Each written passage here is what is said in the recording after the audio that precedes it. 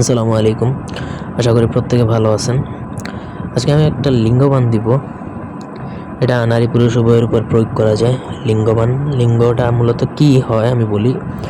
অবশ ভাব করবে তার এই লিঙ্গবান যদি কারোর উপর প্রয়োগ করা হয়, মানে সে শারীরিক সম্পর্ক করতে পারবে না, আদার্স সব কাজই করতে পারবে। লিঙ্গ দ্বারা আদার্স কী করা হয়, প্রস্রাব করা হয়, এটুকু সে করতে পারবে, তাতে কোনো সমস্যা নাই।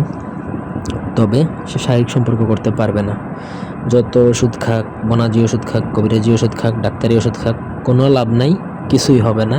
দাঁড়াবে না মানে দাঁড়াবেই না, লিঙ্গ একদম মানে বসে যাবে।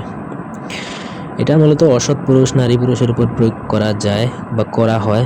শত্রুতা করে, অনেক সময় ভালো মানুষের উপরে প্রয়োগ করে ফেলে অনেকে। এটা একান্ত পার্সোনাল ব্যাপার। ব্যক্তিগত যে কোনো প্রয়োজন কিংবা যে কোনো কাজ আমাদেরকে দিয়ে করাতে চাইলে স্ক্রিনে দেওয়া নাম্বারে সরাসরি ফোনে, হোয়াটসঅ্যাপে অথবা ইমোতে যোগাযোগ করে যে কোনো কাজ করাতে পারবেন, দেশে কিংবা দেশের বাইরে থেকে।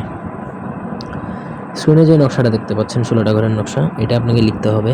যার উপর লিঙ্গবান প্রয়োগ করবেন তার ব্যবহৃত কাপড়ের মধ্যে লিখতে হবে, অথবা জিন চালান করতে হবে। জিন চালান তো জিন সাধনা ছাড়া কেউই পারবেন না। সো আমি ধরে নিলাম তার ব্যবহৃত কাপড় আপনার কাছে আছে। কেশরের কালি দ্বারা নকশাটা লিখবেন।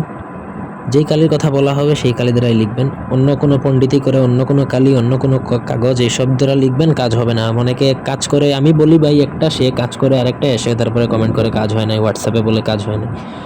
একটা মানুষে নিয়ম প্রপারলি করে না করে তারপরে সে বলে যে কাজ হয় না। কাজ কেমনে হবে?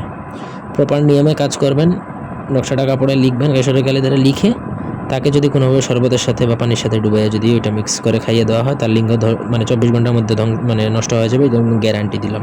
ধন্যবাদ।